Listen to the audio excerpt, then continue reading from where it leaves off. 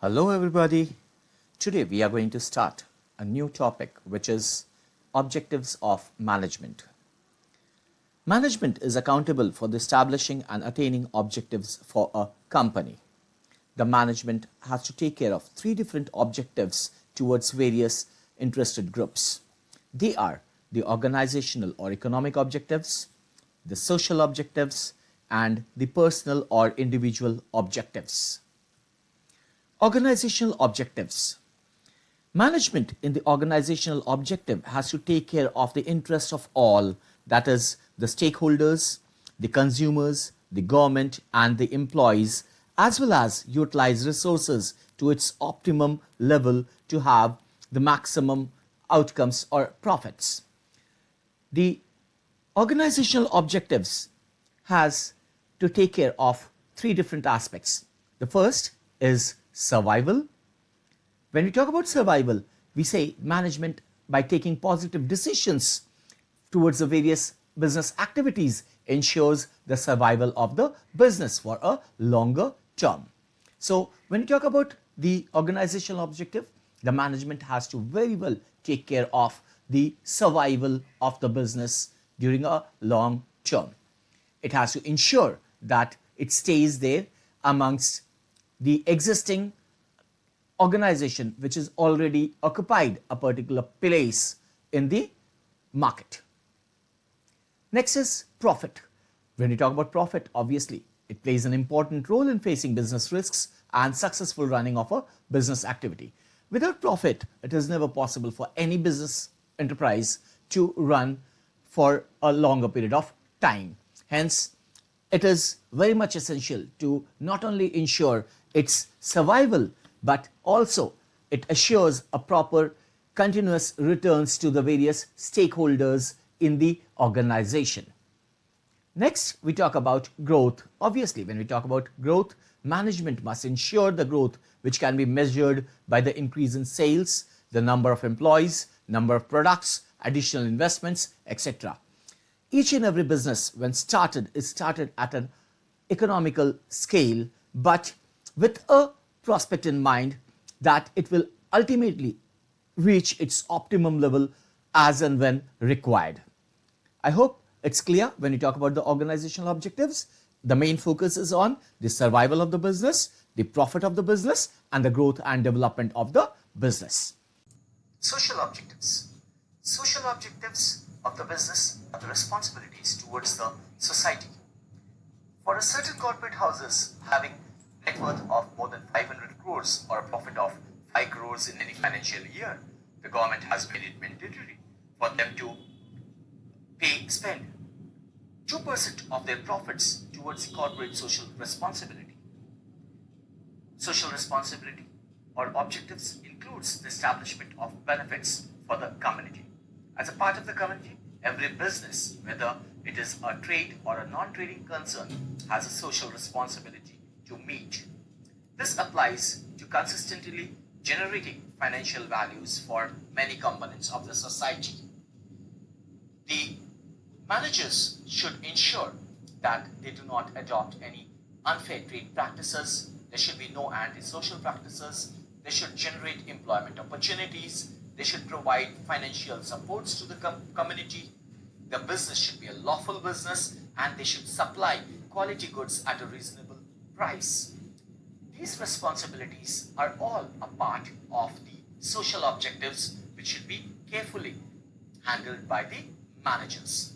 Next we talk about is the personal objectives. When we talk about personal objectives, we all know that there are a huge number of people working as human resource in different organizations. All these people, personals working in an organization, have their own individual interest.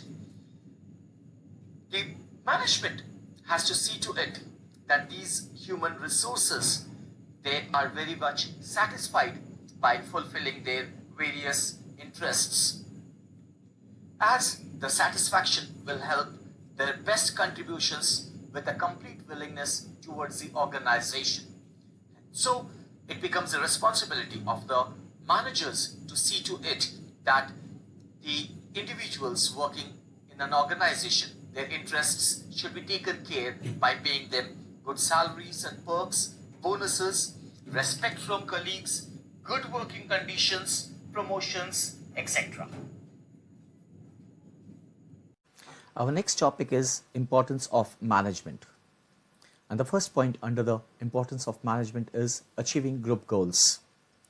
We've already discussed that management is a goal-oriented process where we already specify the desired objectives and which needs to be accomplished by the individuals by proper utilization of the available resources, and the managers give a common directions to these individual efforts in achieving the overall goals. The management creates a teamwork and a coordination in the group to achieve the goals as a group. So I hope it's clear why we say that it helps in achieving group goals. Next, we talk about is increases efficiency. Management increases efficiency by using resources in the best possible manner to reduce the cost and increase productivity. The third importance of management is it creates a dynamic organization.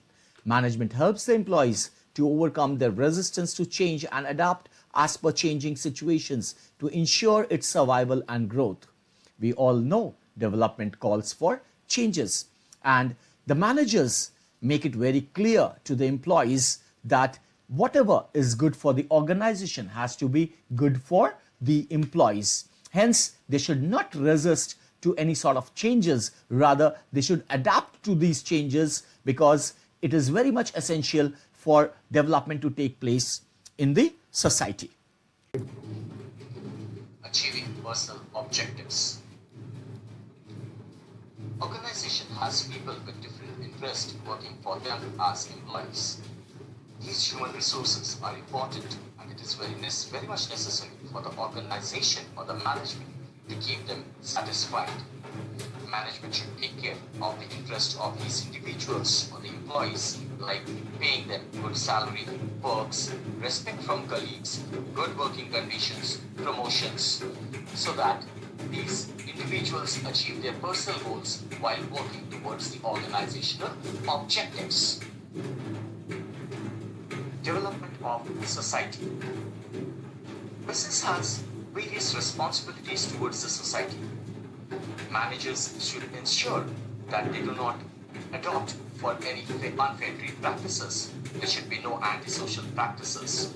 They should supply proper quality goods at a reasonable price and on a right time. They should provide employment opportunities.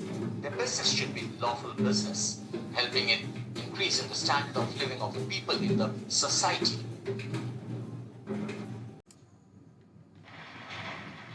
Our next topic is nature of management. The nature of management has been viewed from various perspectives by the various eminent authors of management. While some of them have viewed it as science, some of them agree it to be as an art, some of them say it's an abstract of both science and arts, few claim it to be a profession, few say it's a discipline, some say it's a group activity, whereas few agree it is a process. Now we discuss the various nature of managements. The first one which we are going to discuss is management as a science. To understand management as a science, we first need to understand what is science. When we talk about science, we say it is a systematized body of knowledge or a structured body of knowledge which can be proved, that is based on general truths or fundamental truths which can be tested anywhere, anytime. Let's now speak the features of science, which are as follows. It is a systematized body of knowledge. Science is a systematized body of knowledge as it's based on principles and experiments which have been proved. Second, principles based on experimentation and observation. Scientific principles are developed through experimentations and observations for a prolonged period of time. They are an outcome of cause and effect theory. Hence, it is said that science are based on principles of cause and effect theory. Third, it has universal validity. Scientific principles have universal validity and application. We can prove it whether it is day or night, the result or the outcome of 2 plus 2 has to be 4, and it cannot be 4.5 or it cannot be 3.5. Okay, now let's compare management with science and find out what is the similarity of management can be called as a science. Management too has a systematic body or a structured body of knowledge, and its principles are developed over a period of time based on related experimentations and observations, which is, in other words, also told as based on cause and effect theory, which are universally applicable, but they have to be modified according to the given situation. When we talk about this, we do say that they are slightly different from that of a pure science. When we talk about pure science, when we said 2 plus 2 has to be 4, but when we talk about the principles of management, they are exactly not pure science, but they can be called an inexact science.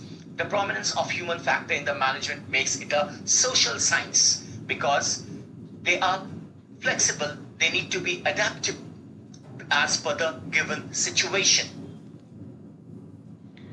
Our next nature of management is management as an art. Art refers to skillful and personal application of existing knowledge to achieve desired results. This existing knowledge can be acquired through study, observation, and experiences. The features of art which are common with management are as follows. The first one, it has to have an existence of theoretical knowledge. Every art has a systematic and organized study material, and which should be available compulsorily to acquire theoretical knowledge. Obviously, when you talk about art, it has to have a personalized application. The use of basic knowledge differs from person to person, and thus art is a very personalized concept. Third, it's based on practice and creativity. Art involves inconsistent and creative practice of existing theoretical knowledge. In management also, huge volume of literature and books are available on different aspects of management. Every manager has his own unique style of managing things and people. He uses his creativity in applying management techniques, and his skills improve with regular application. Since all the features of art are present in management, it can be called as an art. The next nature of management is where certain eminent authors treat it as an abstract of both science and arts. Management is both science as well as art. Like science, it has a systematic and well-organized body of knowledge which is based on the experimentations and observations for the cause and effect theory, which provides us certain principles. When we talk about management as an art, it requires personal skill, creativity, and practice to apply such knowledge in the best possible way. Science and arts are not in contrast to each other. Both exist together in every function of management. The next nature of management is where we discuss management as a profession. Profession, as we've already discussed, means an occupation for which specialized knowledge and skills are required, and the entry is restricted. We all know that professionals need to get a proper education and training from a reputed, recognized institution which has got authority to teach or train certain specialized services to its students. And these recognitions are given to them from the authorities which hold such powers to impart the degrees or confer the degrees to their students. Now let's talk about a certain features of profession which are similar to that of management. The first one, we say it is a well-defined body of knowledge. All the professions are based on well-defined body of knowledge. As just now we discussed, there are different apex bodies like the Bar Council of India or the Medical Council of India, which allow various universities or colleges to impart degrees of law or degrees of medical practitioners. But without a proper education and training, none of these people can come into these fields to render their services. Similar is the case of management. Management too has a proper education and training required for rendering back the services to the society. The second point is it has a restricted entry. When you talk about restricted entry, until unless you have a proper education qualification in a specified field, you cannot come back to those specified field to render your services. The entry of every profession is restricted through examinations or through some minimum educational qualification. Third one is the professional association. Just now we talked about all professionals are affiliated to a professional association which regulates entry and frames a code of conduct relating to the professions. For the lawyers, it's the Bar Council of India. For the medical practitioners, it is the Medical Council of India. The chartered accountants need to have an affiliated membership of the Chartered Institutes of India. Fourth one is the Ethical Code of Conduct. All professions are bound by the code of conduct which guides the behavior of its members. And these code of conducts are again chalked and drawn by the apex bodies. Fifth is service motive. The main aim of a profession is to serve its client. And just before the few topics we just discussed that when an educational institution imparts us certain educational qualification, we need to come back to the clients to serve them in a better way in that specified field. Next is management does not fulfill all the features of profession, and thus it is not full-fledged profession like doctors, lawyers, but very soon it will be recognized as a full-fledged profession.